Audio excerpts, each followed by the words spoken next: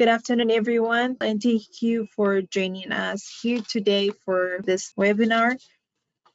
I am Betel Abraha, and I'm a trainer from RSTP for the GTA area, mostly the eastern part of GTA. My colleague Lumna will be introducing herself later when she's having her presentation. Today we are here to talk about the post-arrival requirements for the private sponsorship program, mainly the group of 5 and the community sponsorship.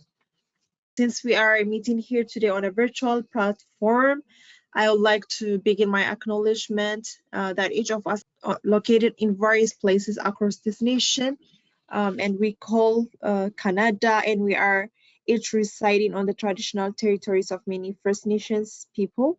I'd like to specifically acknowledge that Toronto, the location of the RSTP main office, is situated on the lands of the many First Nations people, including the Mississaugas of the Credit, the Anishinaabe, the Chippewa, the Haudenosaunee, the Wendat people, and is now home to many diverse people, First Nations, Inuit, and Métis people.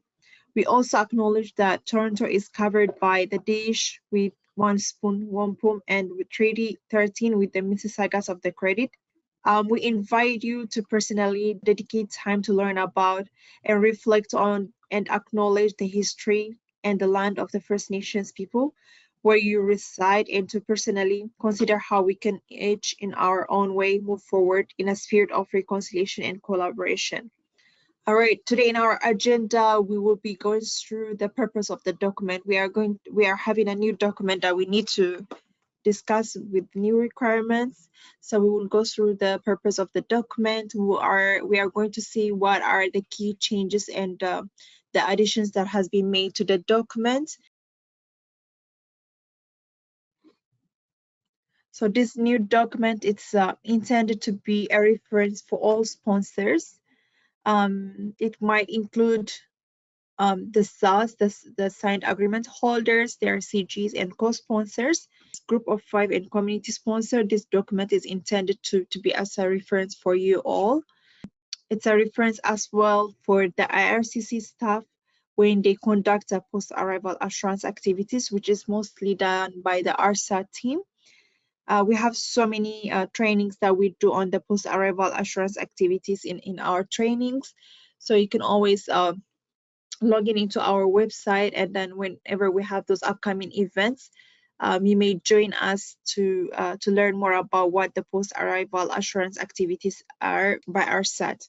And the document is a tool to ensure that the support provided to newcomers that are resettled to Canada via the PSR or the private sponsorship program is consistent across the country. So it makes sure that wherever the province is, all over Canada, it ensures that there is the same support that is being provided to all the newcomers that have been resettled to Canada through this program, and regardless of where the community of the settlement is. So it's very beneficiary for both the sponsors and the government, the RCC body, which is the RSAT.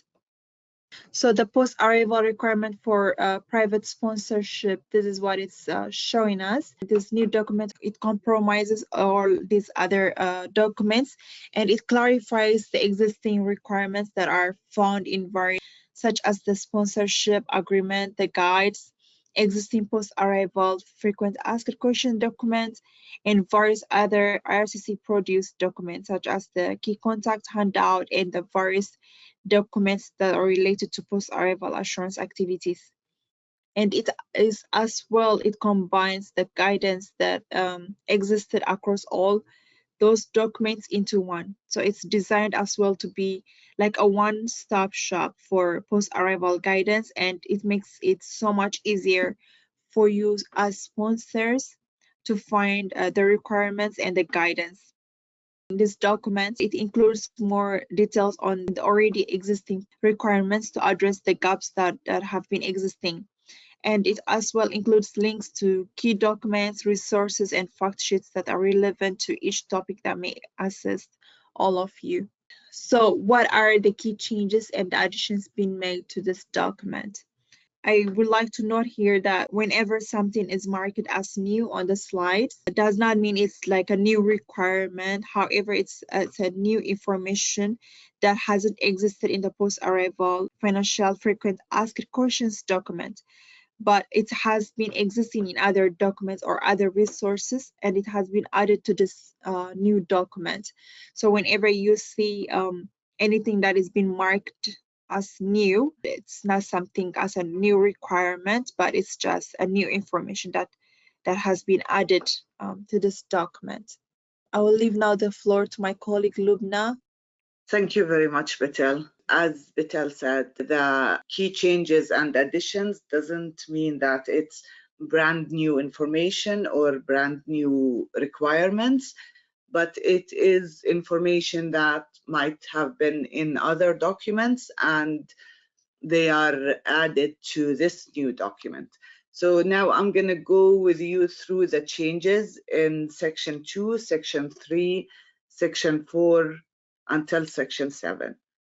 Okay, now with section 2, section 2 is the settlement support requirements, the non-financial settlement support requirements. And section 2 on this document is new. And as we said, it focuses on settlement support requirements. So then not the money, but only the settlement support. It gives you guidance on how long you as a sponsor should provide support by program. For example, if you are the PSR or BVOR or the JAZ or the RRAP, you all know you need to give like 12-month support. It also specifies what type of settlement support you as a sponsor should provide and when you should provide this during the sponsorship period.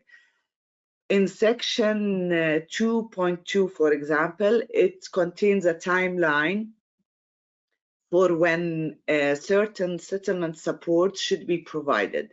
This, you have to keep in mind that this mirrors the expanded settlement needs checklist in the new IMM 5373 and IMM 5440 forms. This is regarding section 2. For section 3, it focuses on the financial responsibilities for you as a sponsors, and it gives like the guidelines in this section is similar to what is it now in the current post-arrival financial FAQs document, but there are some new elements. The new elements in section 3.1. In section 3.1, as you see here, it's providing the financial support, and it details on when sponsors should provide the startup cost and the monthly income support.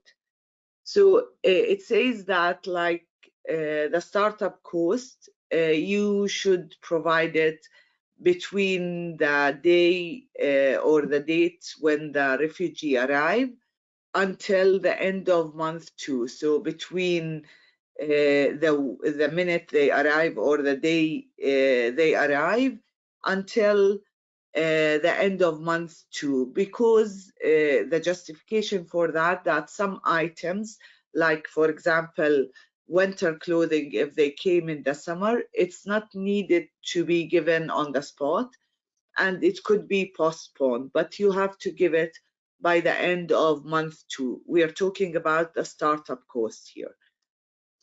And you have to be able to prove to IRCC that you are able to do that. The monthly income support, you have to give it on monthly basis. Also, there are guidance on this document on how to provide the financial support in a lump sum payments. I have to just draw your attention again, in case you don't know, that IRCC does not like and discourages the use of lump sum payments. And best practices, there are best practices on what sponsors should do if they choose to use a lump sum payments. There are also information on how long you as a sponsor should provide support by program, PSR or PVOR or JAS or the RRAP. This is regarding the financial support. There are also some new things regarding the calculating the financial support. So there are the new thing is the ways to provide financial support, and there are best practices on providing this financial support by, for example, using traceable methods such as checks, e-transfers, bank transfers, or etc., and to avoid using cash. However, there are some guidance on what documentary evidence you as a sponsor must keep if you decide to provide support, financial support in cash. There are also in section 3.2 some detailed information on calculating the financial support. And a reminder that the minimum level of financial support that you as sponsor provide must be equivalent to the prevailing GRAP rates in the community of settlement, and best practices for contingency plans for unexpected costs, and how to calculate startup and monthly costs, how to calculate support for newcomers over the age of majority or become the age of majority during the sponsorship period. This information is designed to supplement the use of the minimum financial support calculator, which you can find on the RSTP website. There are also guidance on personal financial assets, earned income, the CCB, the transportation loans. All of that you can find it in section 3.2, and it mirrors the guidance in the current post-arrival financial FAQs document. There are also guidance for BVOR cases, such as what happens if sponsors provide financial support to the newcomers when they are receiving GRAP income support in months 2 to 7. So that's why it is very important to read this new document and to check all the new details in it. In section 3, there are it concentrate 3.3 on the changes to changes to a refugee situation that affect financial support. And here I have to remind that sponsor cannot accept funds from the newcomers either directly or indirectly before or after arrival. So when the refugee comes to Canada, arrive to Canada, still you are not allowed to accept any funds from them. Section 3.3, it contains guidance on what sponsor must do if there are changes in the circumstances that require them to adjust the level of financial support. So some of these guidance you will be familiar with already, as it is in the current post-arrival financial FAQs documents, such as shared living situation, if the marriage breakdowns, newcomers who are in hospital, and newcomers who temporarily leave the community of settlement. There is also guidance on in section 3.3 on the level of financial support that sponsors must provide to the PA's family members that arrive under the 1-year window. So this is the information regarding section 3. Now, if we're going to section 4, it is about self-destination and secondary migration. This is a new section that was added to this new document, or to this document.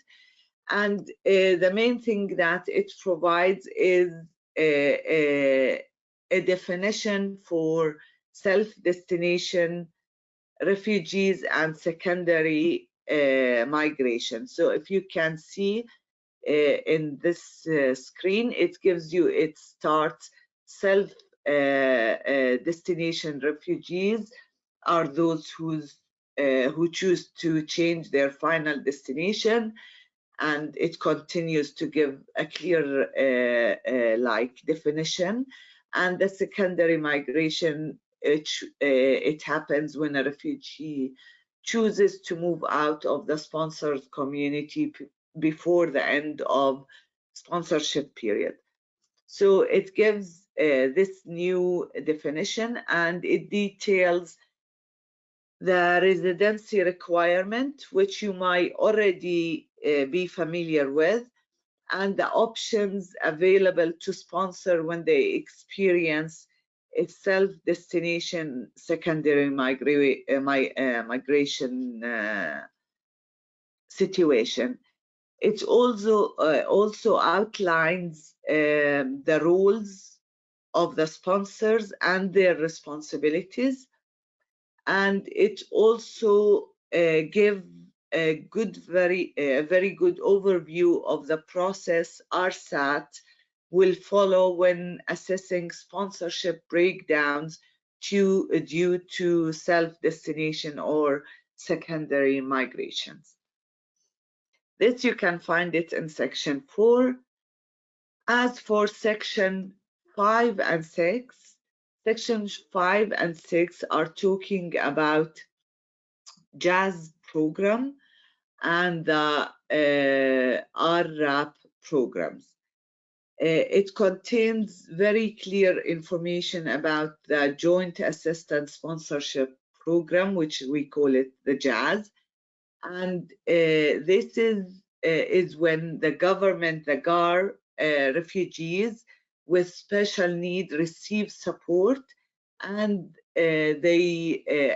receives from like a combination of the support from IRCC, private sponsor, and RAP service providers for an extended period of up to 20 months. And there are also the RRAP program, which we call the Rainbow Refugee Assistance Partnership, and you can read about both of these programs in details in section 5 and 6 of the new documents. It also outlined the responsibilities and the roles of the sponsor in each of these programs. And it also shows you lots of resources, links to resources and fact sheets that can guide you during that period, the period of sponsorship. In section 7, it's new, and it like concentrates on the post-arrival monitoring and assurance activities. It tells you about assurance activities, and in section 7.1, it talks about sponsoring group monitoring activities and how ensuring the settlement plan is implemented and the settlement needs of the newcomers are met. It also talk about IRCC sponsorship assurance activities, and it has details, rationale for activities, and reminders for the sponsors on their responsibilities. These are the new changes, and it also talks about how sponsors can demonstrate that they are providing the financial and settlement support, what documents you need to keep and what records you need to keep to show that you are providing either financial support or settlement supports for the newcomer family when they arrive to Canada. These are the new changes that are, or new additions that happened to this document. Hopefully that training was helpful for you, and thank you very much for attending. Thank you everyone for being here today, and maybe hope to see in other trainings.